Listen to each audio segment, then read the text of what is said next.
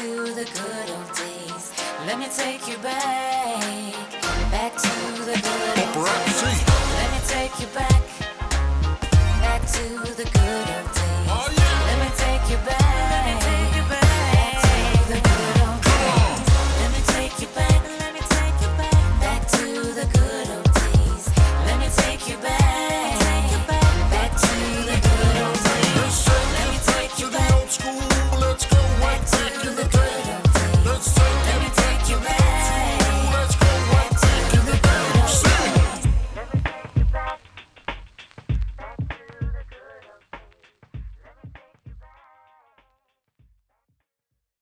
Toi whatalofa atu sa moa I lau sila mai moa. Ni sambola vinaka ke mini sakanawa kanda mai viti. Tina koutou, kia ora mai tātou katoa. Welcome everyone to Talanoa Tupe. This is a show where we shine a spotlight on Pacific people and the amazing things they are doing.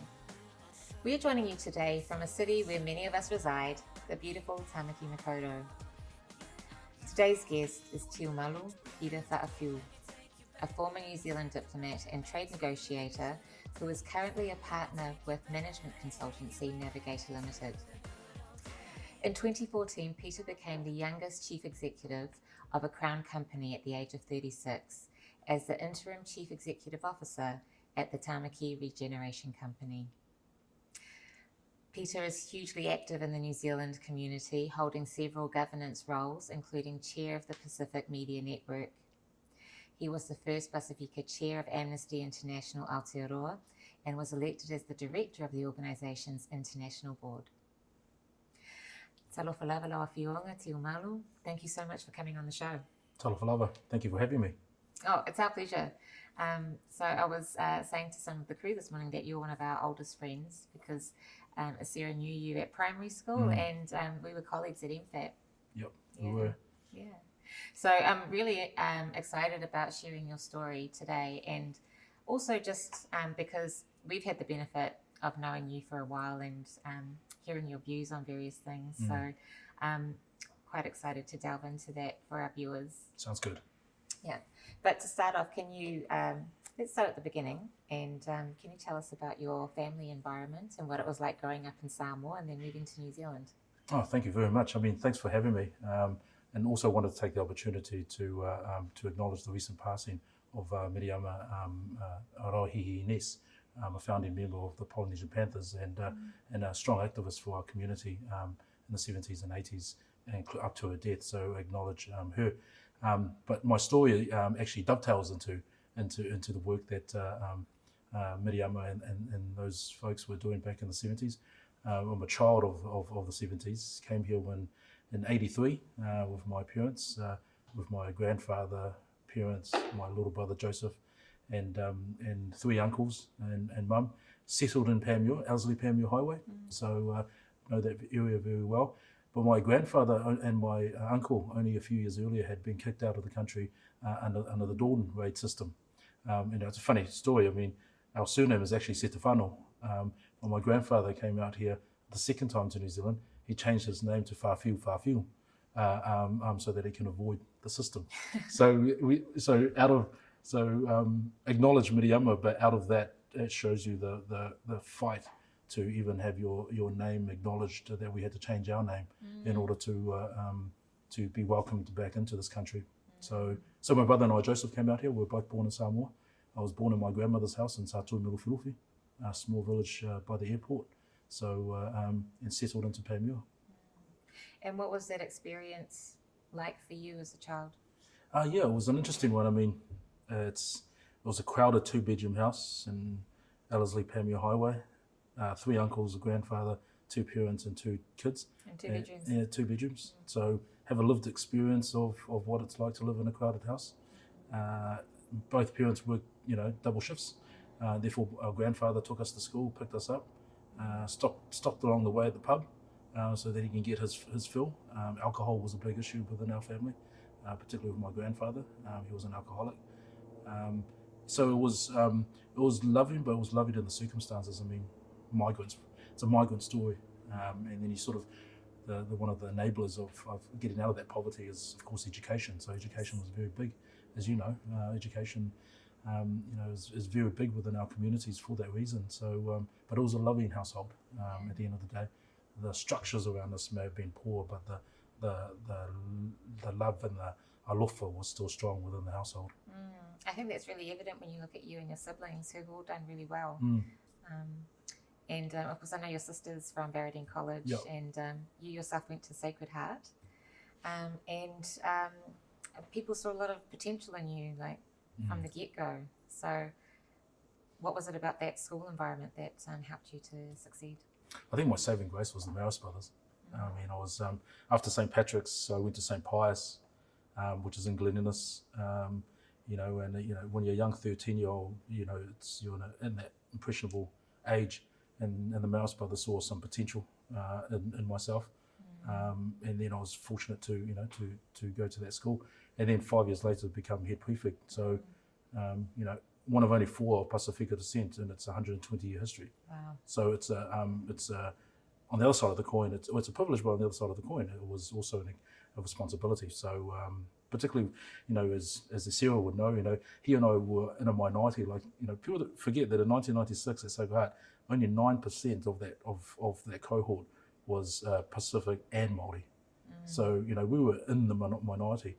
You go there now, and that's pretty much 35% Pacific and Māori. So, we were certainly in the minority, and we certainly knew it. And therefore, how do you sort of use that as a opportunity rather than as a negative?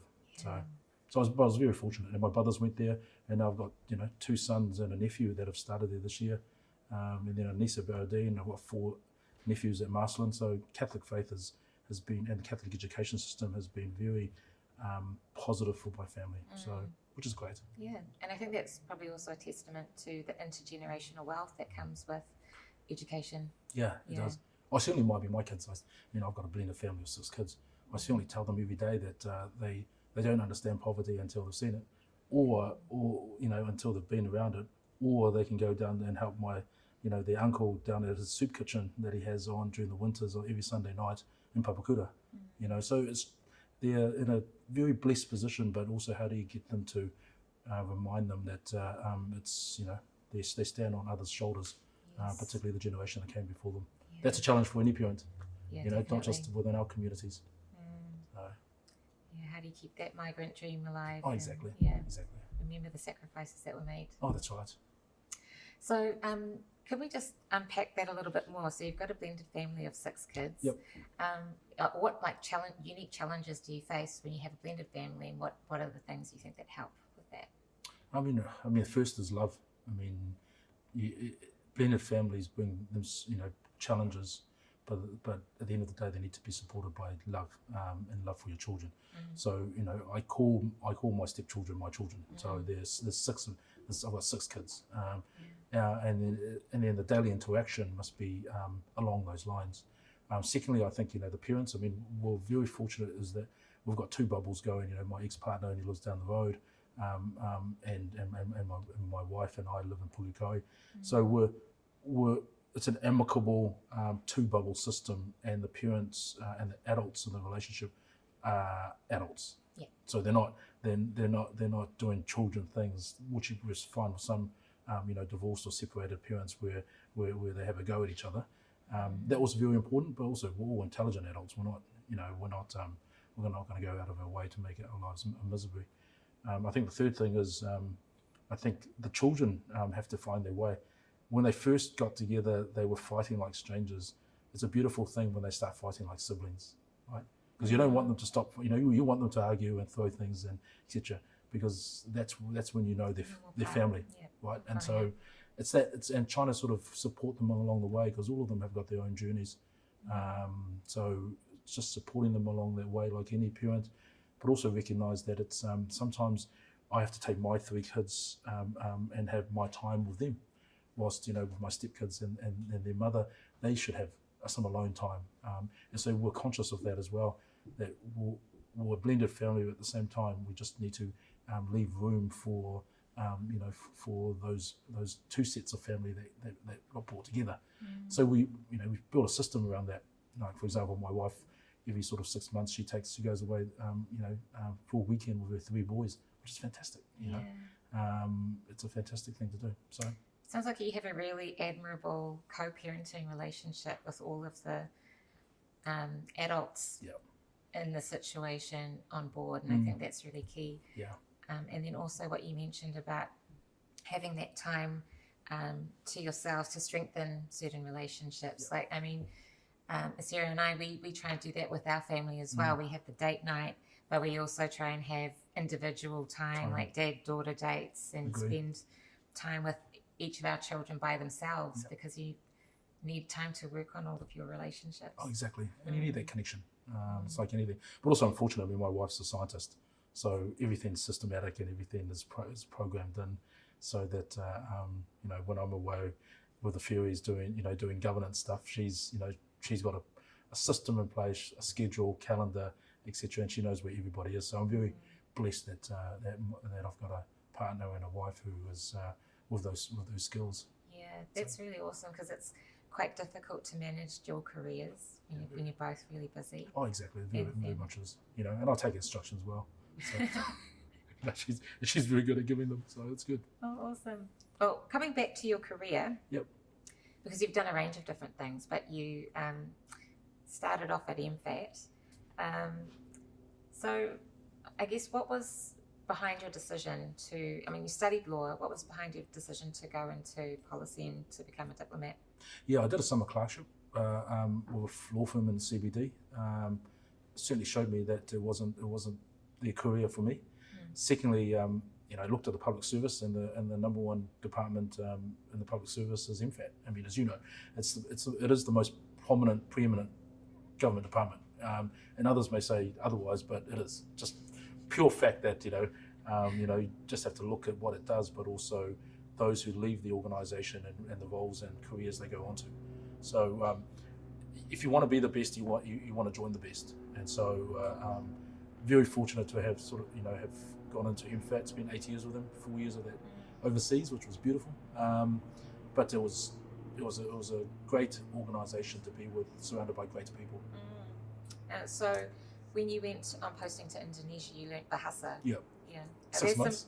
And are there similarities with Samoan? Oh, very much so. Yeah. So, and Bahasa Indonesia is a creative language. So, post the Japanese World War II, so you've got 100 and I forgot what it was now, but something like 280 ethnicities. The language groups that come with that. From Aceh down to Java to Sulawesi, Maluku. Those are the Papua. Those are the main provinces and islands. And so they needed a language to merge all of that. And so the Republic of Indonesia was a created entity. And so Bahasa Indonesia was a created language. And so very strong similarities to Polynesian languages. Having come from New Zealand, the A, E, I, O, U pronunciation was the same. Words were the same. The vocab list wasn't as great. And also the sentence structure was very English. So, but it took me 6 months, and I studied a military school in the middle of Java, in Yogyakarta, and that was fun. But it was it was great. It was a great language to learn. Do I remember little bits and pieces? Yeah, I do. But it's like anything. Like it's with my Samoan. I have to surround myself with Samoans to sort of get that language back. And so when I see Indonesian students or Malaysian students on the street, it's a bit random, but I sort of go up to them and talk to them about how long they've been here, etc., and what are they studying. They look at me randomly, and who's this random individual? But I also tell them that I need to practice the language. Totally. I mean, I know with my languages too, like if you don't use it, you'll lose it. Yeah. So it's so I, every chance I get, I try to use it. So and the Indonesian culture is a fantastic culture. Where there's a growing cohort of Indonesians in this country too. So and Malaysian. So 85% of the language is Malay, Bahasa Malay. So that's the basis of Bahasa Indonesia. Yeah, I was going to ask if they'd drawn on indigenous languages to create the language. Yeah. So very much so. So when you came back from Indonesia, you promptly left MFAT and then took up a leadership role at New Zealand Post. Yep. And then you've done so many awesome things in your career, and you ended up the youngest CEO of a Crown company. Yep. What is it that helps you drive your decisions, and I guess helps you decide what steps to take and when? Yep. I mean, the first is I've been intentional with all my careers. So what I mean by that is there's always a plan. So I tend to go into roles that I've never been in, into sectors I've never been in, but I thought I could make an impact with my skills. So every decision is intentional. There's a plan to it. I think the second thing is, I mean, I'm Catholic, so it's strong in our faith, as you know, that missionary work, right? So it's active missionary work. So any role, and if you look past my career, every role I've done is always about the impact on people and communities. So mine has never followed the money; it's followed the impact. I could go off and back, but it doesn't align with my value sets. I think the third thing is I'm quite my skill set is very unconventional when it comes to say some Pacific communities. So, but it's conventional for other communities. So it's about sort of finding who are your people, every role I've taken on board. Often it's during times of change or crisis, and so I discover that's my skill set. People bring me on board when they need something fixed, and then that's when it's done, then the fun's over for me. Some people like stability, so they come into roles and it's after people like myself, and they think that's fun because they can take it to a new level. So you have to find your groove, you have to find your people really, but also I think you have to be honest with yourself and be yourself. I mean, I say to people, I'm not everybody's cup of cocoa, I'm not as sweet as some, but I'm certainly, if you take the raw ingredients, you'll certainly have a strong individual. And so my skill set's about strength and bringing strength to an organisation. And you have to be passionate about it as well. It's probably the last thing I would say. Yeah. Every role I've done, I've been passionate about it. And also I know what the outcome is going to be. And if you just plan it in a way where you reach that outcome, 3 years time, 2 years time, whenever you reach that outcome, it's a great feeling to having sort of 2 years earlier planned it out and knowing, cool, that's a great decision. Things have worked out. Had some good fights along the way, but everybody's left with a good outcome. So I think that there was a lot to unpack in what you just said, and you've achieved a number of firsts to date, and your education and your tenacity obviously played a role. What do you think that it was in your Pasifika background that you bring with you in your various roles, in your professional roles and in your governance career? I think the first is lived experience. So a lot of boards I've been on, it's about what impact do you have on, and let's say for example the sector of housing and homelessness and overcrowding. I'm on the board of Monte Cecilia Housing Trust. We house 2,000 families. We have 500 houses. So I understand through a lived experience, as I said in the previous segment, having grown up in an overcrowded house. Secondly, I think particularly with governance is what is the skill set that the sector is looking for, that organisation is looking for. So I don't sort of sit at home and sort of apply for anything. There's a planned and intention, and so I look for an organisation that I can see has gaps, and therefore needs the type of skills that I can offer. I think the third thing is I tend to go into sectors I've never been involved with. So, for example, I've been involved with housing, economic development, community development, aid development, foreign affairs, trade, and in a couple of weeks' time, I'm going to be announced as a director of a Tier 1 rugby union, right? But the reason why is because I never went into sports.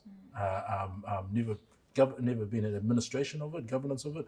I was an okay rugby player, but they were looking for a certain skill set, and I went and spoke to them, went through the process, and I was interested in it because it was something I was never involved with, and I want to be involved with. So I guess it's that foresight to try and go into areas that you're uncomfortable with.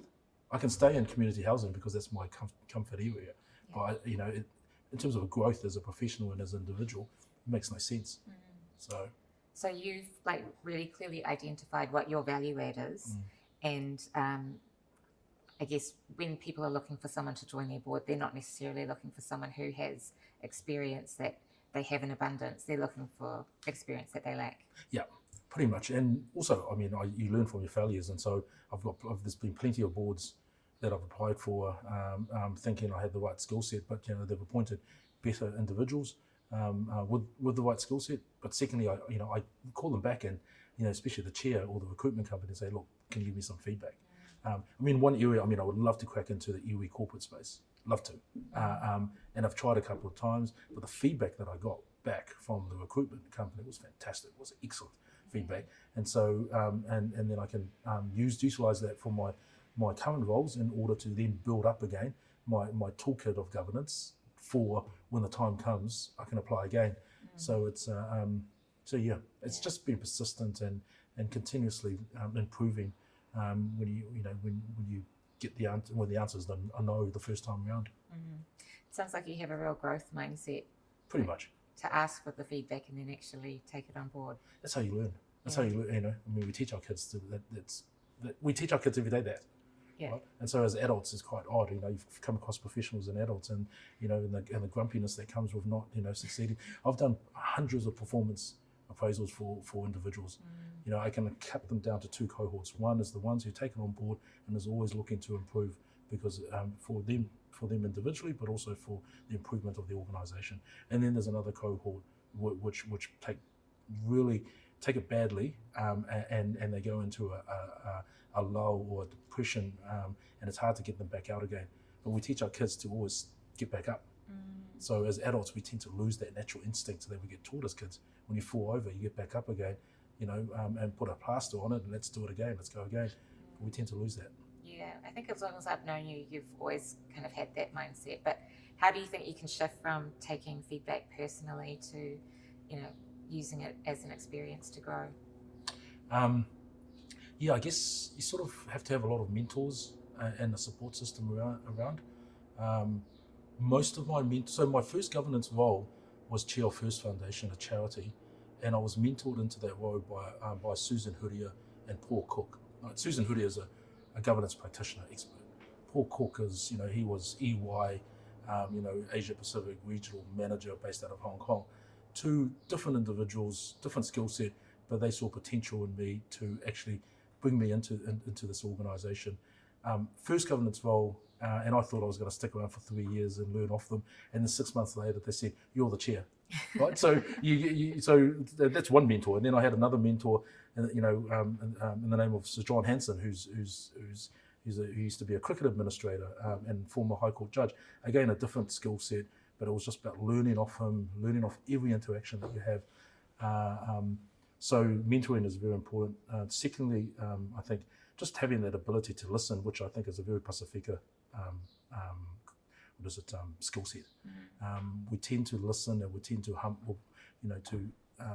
be humble and ensure there's humility in learning and understanding and really listening. A lot of people can hear, but they don't listen. Right? So it's a very Pasifika trait. And then thirdly, how do you utilize that understanding in order to then, for your own self and for your growth and for the organisation that you're working for? I think that's really interesting. You've outlined those things, because I think listening is probably a skill that's quite undervalued, when really it is so important to the health of an organisation. So you mentioned a few of your mentors. Have you had any Pasifika mentors along the way? Not many. And there's reasons for that. One, I think there's not many in the sectors I've been involved with. I've been involved in the housing sector, in the urban regeneration redevelopment sector. People like Brian Donnelly, Greg Orchard, those individuals. Been involved in state-owned enterprises. People like Sir Brian Roach, was my CEO. Dean Schmidt, who's an executive manager at ASP, was a mentor. So they all happen to be non-Pasifika, but they all happen to be in spaces where there weren't many Pasifika mentors. I think secondly, also, as I said before, I'm not everybody's cup of koko, right? So I'm quite I remember one Pasifika chair said to me, to my face, that I was a little upstart. Right? Wow. Now, if growth and success in the mainstream means that you've got a Pasifika leader calling you a little upstart, right? Then we've got some challenges within our own Pacific leadership, or within our own communities. That's the feedback, or that's the comment back.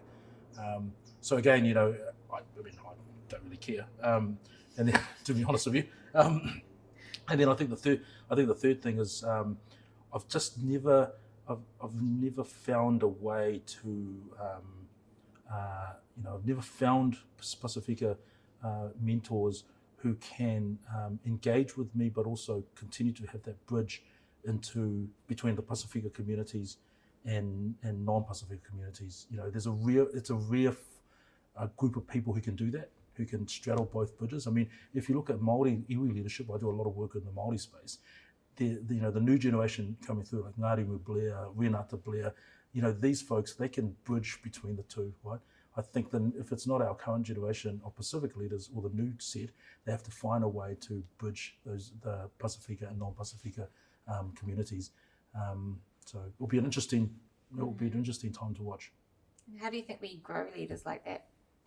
I think we've got, well, you have to understand different generations. I mean, our generation of X is very different from Y, millennials, etc. So understanding, they're generalizations, but there are elements in there which are common. STEM subjects are the basis for the workforce of the future. It's technology and science are the enablers, and so if you're not involved in that sector, I would argue that you should be involved with that sector, even if it's just an understanding with it. And in terms of governance, I would love to be involved with that sector. Have no understanding of technology, science, maths, hate maths, right? But from a governance perspective, love to be involved with it because that's the growth sector. That's the sector that's going to enable change and transformation for our peoples. So yeah. So what's your advice to Pasifika who want to get involved in governance and who want to start growing their skills in different areas? First is earn your bones, right? It's an old term, from the 90s, not from the 80s that we understand. Earn your bones. You got to do the hard work, do the hard mahi, do the hard work. And that means, going on a board of trustees for a school, going on a governance board for a church group, community group, build your toolkit, and secondly, find some mentors, anyone, that because it's about taking a little bit out of everybody and then giving that individual back something in return. So continue to engage, but continue to engage with purpose and learn off every individual. Thirdly, diversify your skill set. What I mean by that is you can have the technical skill set, which you can build up, whether you have a law degree, accounting degree, worked in finance, came through as a risk assurance manager, whatever. Those are the technical skills, but build on your on the more important skills, such as work with integrity, have some strong values in terms of the type of organisation you work for, build some character around you as a person, but also who you surround yourself with. It's what they used to call soft skills, but they're no longer called soft skills, right? They're just skills. Yeah. Right, they're just skills. And then the fourth, I think you should diversify not only in different sectors, but also in different communities. So I've ventured into my first Pasifika governance role was Pacific Business Trust, right, which is a Crown organisation, and I had to be dragged into that appointment because it wasn't my skill set, it wasn't for me, but they believed that my skill set could be added value to that. So find your space, find your niche, and continue to work at your toolkit. And so, yeah. Is networking part of it? Networking is a big part of it. Networking is a big part of it, but also purposeful networking. I mean, I've met some people who, you look at their social media, they go to everything, right? There's no plan, there's no intention in it, they just want to be seen. And then all of a sudden you're appointed to a government board because the minister of the day likes you, right? And then you get on the board and there for 3 years, and then you ask them later on after 3 years, what was the impact? What impact and value add did you offer to that organisation, and the impact in terms of the outcomes for that community? Zero. Right, so basically, you see why I don't get invited to parties, eh? You see, so there has to be purposeful networking.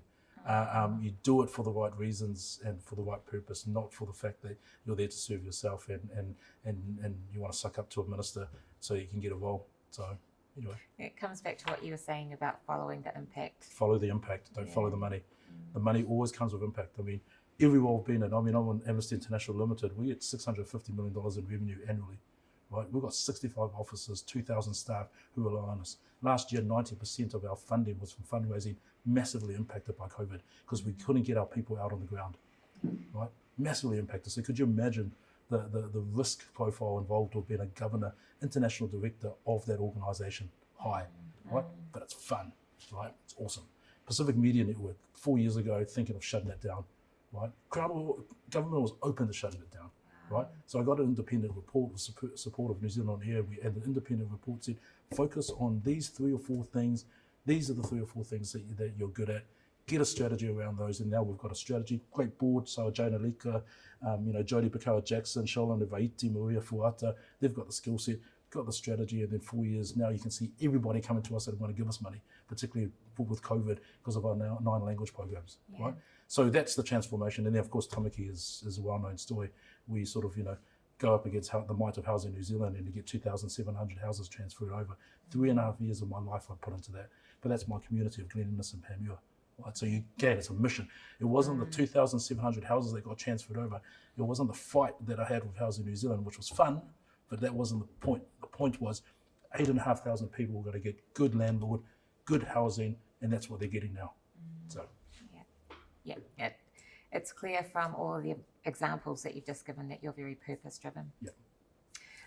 Coming back to what you were saying about PM and having a great board, it's been really awesome to see the impact that you guys have been having, the messaging you pushed out throughout COVID, and then also the contribution that you've made to New Zealand music being played on air. No, it's fantastic. I mean, 60% of is now Pasifika music. It's we're not. The aim is to get to 100, but we'll get there. You've spent a lot of time working in mainstream organisations, working in international governance, as well as community organisations. What would you say are some of the strengths that Pasifika people bring to the table, and what are some of the challenges? I think one, particularly with this current generation and future generations, I think the ability to bring themselves, bring everything that they have as a culture and as a people to the table, particularly when you're at a time where it's required. Most of clientele, customers, whether it be government department or corporates, there's a growing group of Pasifika descent here and around the world. So, and other people that you have on the show will confirm that through their data. Bringing themselves and bringing all that they have from their culture to the board table, to the management table, to being a staff member within organisations. And I think from the other side, organisations are a lot more accepting of that, which is nice. A long way to go for some, but many are accepting of that. I think secondly, integrity I think is a big one for Pasifika communities. But integrity not in the there's integrity in the honesty space, but there's also integrity in being true to yourself and understanding who you are as a person and where you fit within the collective, whether it be the ainga, the church, the neighbourhood, the family, the country. There's integrity and understanding yourself. That's I think the next generation is very strong in, very strong. And so, how do you utilise that and bring that to the fore, to the table? I think thirdly, service. Everybody will talk about service, but I think with service, there's a collective service, but also I think again, Generation X, Y, and Millennials. I think that those generations understand that you also have to look after yourself. So there's an understanding that you're there to serve, but you're only there to serve when you're healthy, mentally, emotionally, physically, and so understanding that collective service is important and critical to our cultures, but in addition to that, we must be alive and well in order to deliver that to our communities. And that's a hard balance. And then I think fourthly, we've got a tip. I mean, we're this diaspora community in this country. We've got homelands. This is why I do a lot of work with Māori iwi communities, right? And this is their homeland, right? And also they've got the tiriti or waitangi, and they've got the biculturalism ballast of this country. But at the end of the day, we're a migrant community, and as a migrant community, we've got responsibility here, but also we've got a responsibility to carry on our cultures in whatever sectors that we go into, and we've got a homeland that we can go back to anytime we want, unless there's an international disease like COVID hanging around. So So we understand, we have lived experience of being a diaspora community, and being a diaspora community brings a certain skill set and understanding, perception, viewpoint, and I'm starting to see that at board tables. Whether it be Pacific or Asian or even Middle Eastern, they come with that lived experience of understanding of struggle, but also aspirational. How do you get back up and then in this new homeland they call New Zealand? So yeah, sort of top of mind really. Those are the four things. So do you think we have an important role to play in supporting our Māori brothers and sisters and on issues where we have commonality? I think so. But also, I think there also needs to be acknowledgement that at the end of the day, the treaty partners are Māori and iwi, hapu, and the Crown. A lot of our Pacific peoples forget that. They're treated differently because this is their homeland and there's a treaty relationship. So we can support and help wherever we want, but at the end of the day, it's their relationship with Crown that is critical. And so I think secondly also there's about 20% I think of Pacific New Zealanders now who have a connection or whakapapa to Māori. So whether it be by marriage, blood, or whatever, there's a strong interconnection between Pacific and Māori. So the support is going to be natural anyway because of that. And I think thirdly, the interesting grouping is in the cities.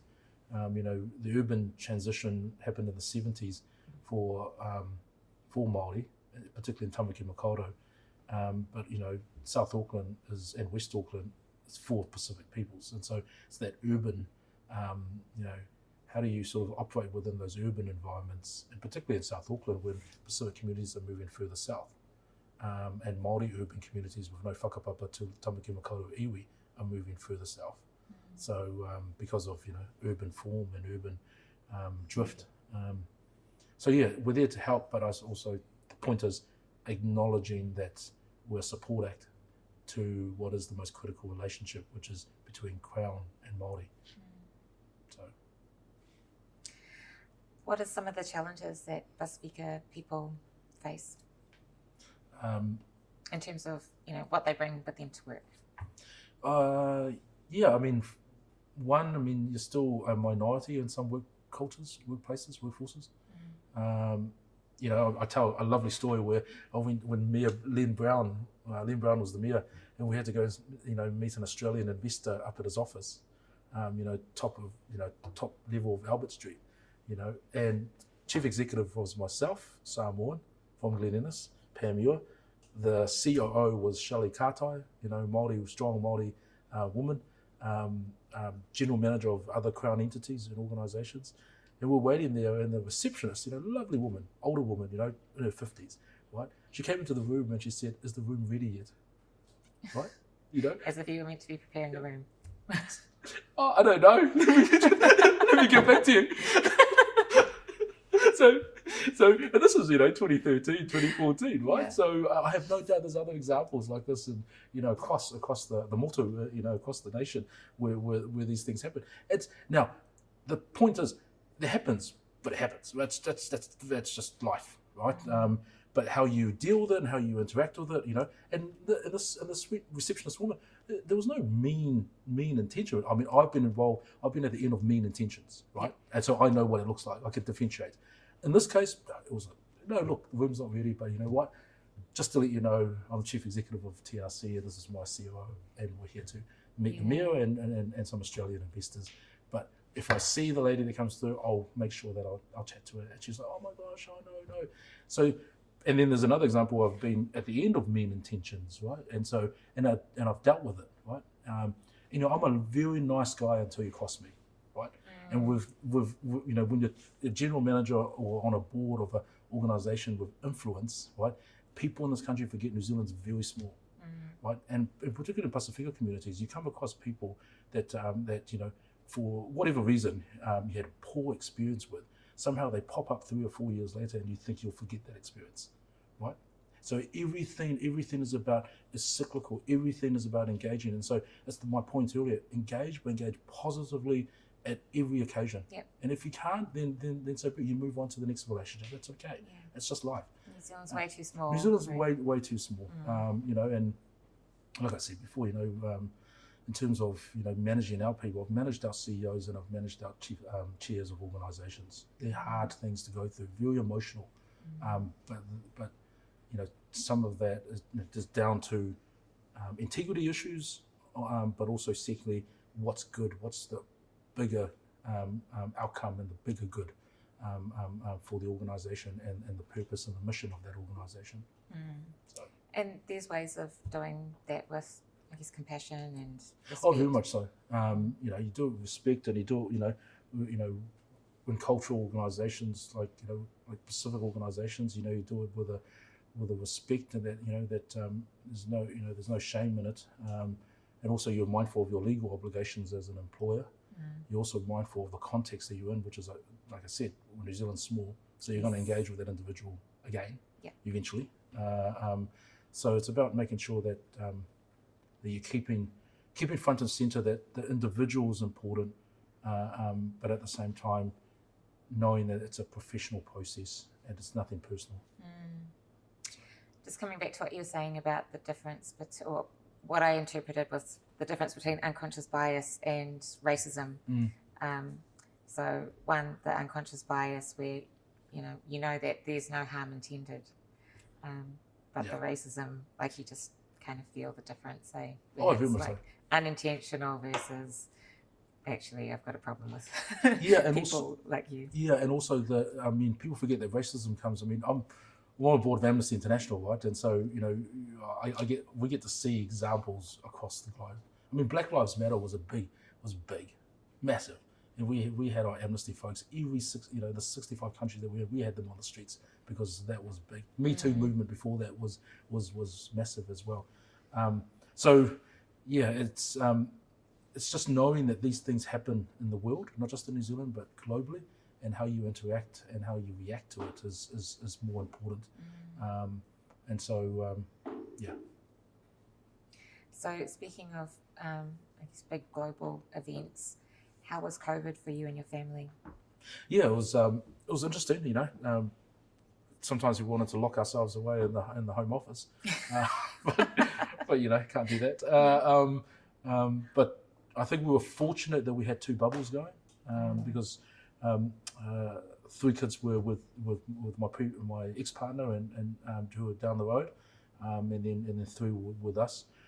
And Paige and I, we work from home most of the time because if I'm not on governance boards, I'm doing consulting work for organisations. So we were already working from home. We got on the groove of working from home, and then we took on board the fact that, you know, the kids had to be home and with their online classes. It was nice also to connect with them.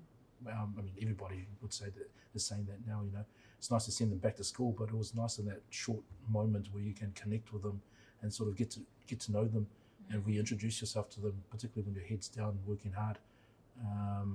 But yeah, COVID. I mean, like I said, every time I get on a Zoom call for my Amnesty International board meetings, we go around the room and see what, you know, how everybody's feeling. I mean, these are people from countries like Peru, Mexico, the UK, you know, Switzerland, the US, Canada. I mean, they've been through some hard times the last 18 months.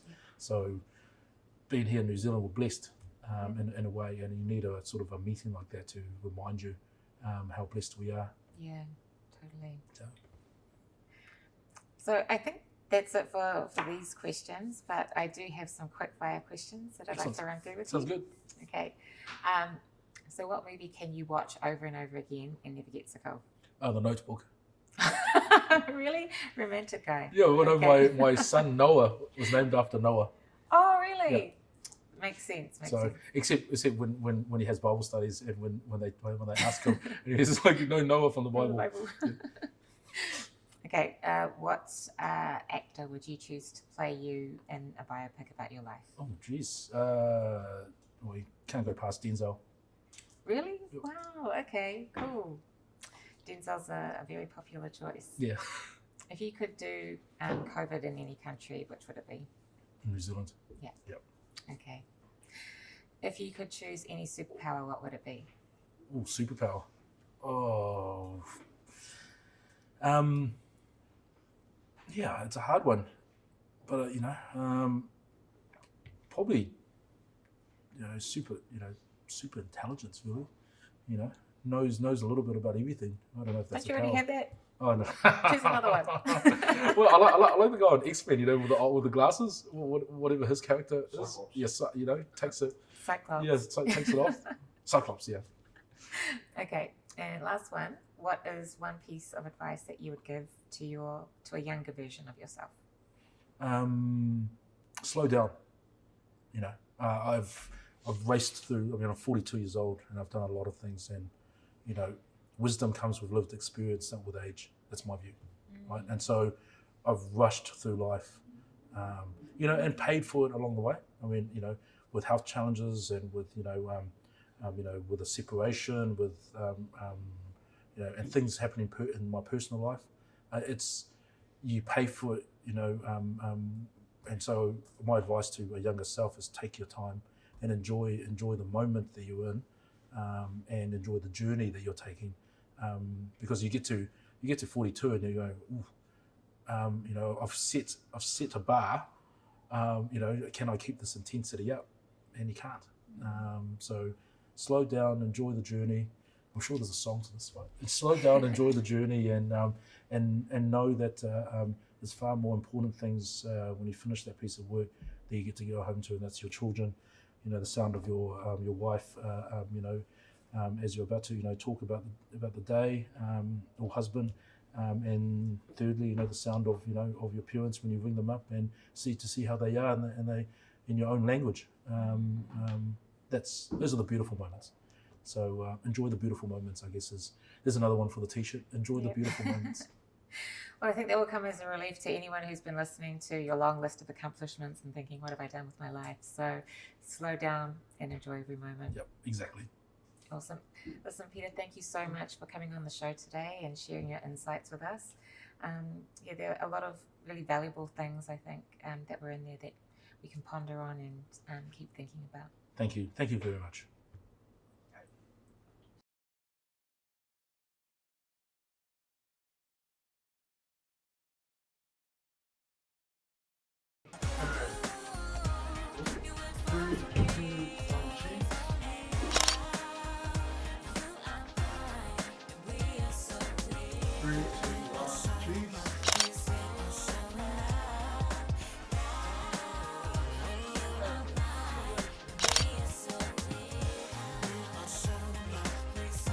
Awesome. Thank you. It was good. Awesome.